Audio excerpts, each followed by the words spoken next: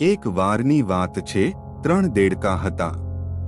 તેઓ આનંદથી કૂદી રહ્યા હતા અને રમતવીલા હતા. અચાનક તેઓ એક ઊંડા ખાડામાં પડી ગયા. ખાડો ખૂબ ઊંડો હતો અને તેમાંથી બહાર નીકળવું ખૂબ જ મુશ્કેલ હતું. ત્રણેય દેડકાએ ખૂબ જ મહેનત કરી કે તેઓ ખાડામાંથી બહાર આવી શકે, પણ ખાડો અત્યંત ઊંડો હતો.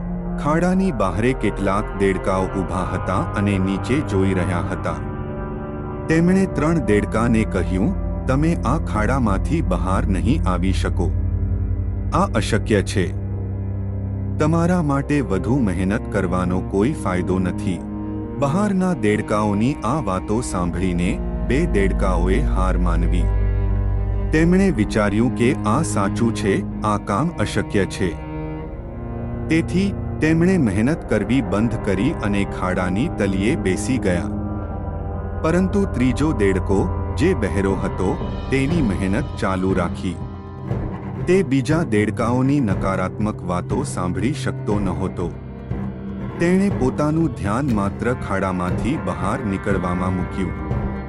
તે વધુ ઊંચા ઉછળી રહ્યો અને આખરે પોતાની મહેનતના કારણે તે ખાડામાંથી બહાર નીકળી ગયો.